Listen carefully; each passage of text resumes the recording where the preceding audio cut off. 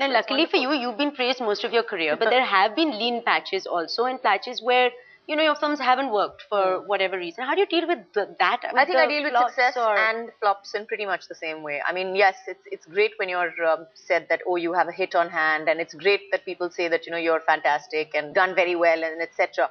But even if the film doesn't work, I'm very proud of all the work that I've done. I think that every film that I've done, regardless of whether anybody else would consider it a mistake or not, was a learning experience for me. Now you are who you are. You've always been who you are. Like there's no changing. You haven't changed for the Bollywood world. You haven't changed for directors. Has there ever been pressure? Like for instance, you are the only actress who has the unibrow, right?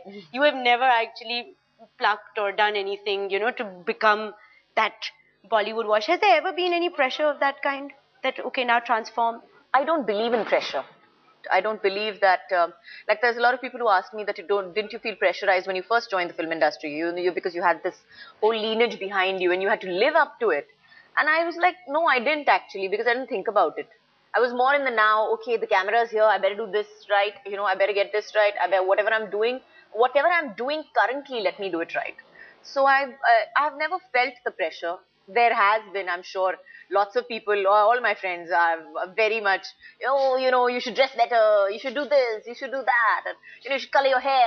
And I'm like, yeah, whatever you think I should do is not necessarily what I think I should do. And hello, do you know how much pain there is involved in plucking? It's horrendous. She's hysterical. Why would I want to do that to myself? Okay, going back in your life a little bit, tell me about the first moment that you ever met Shah Rukh Khan. Because obviously your relationship with him is like, legendary. We did a film together called Bazigar, which was our first film together. And I remember coming on shooting and he was sitting over there and I was like, that's the hero of the film?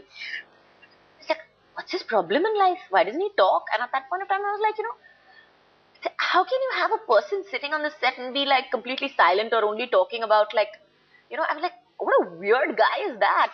So his makeup man actually was very sweet and Ravi Dada. So I was speaking to him in Marathi and I was like, तुमचा hero काय बोलतच नाही. And he's like, नाही नाही खूप चांगला मुलगा आहे आणि नाही त्याला बघा आता तुम्ही, he is going to make it and this and that. And I'm like, what nonsense, he's not going to make it. He is so boring and he is so that, and I'm happily telling him all this while he was happily listening to me. He turned around and he looked at me and he was like, he's such a brat. Later on, when I look at it, I could completely understand why nobody was talking on the set, because it was the day after New Year's and everybody was like suffering from like a deep hangover. And here I come, like chirpy, and I'm like loud, and I'm like, I probably was like echoing in their heads at that point of time and didn't even realize it. She's like, and of course, once I get started, it's like, it's hard to stop me.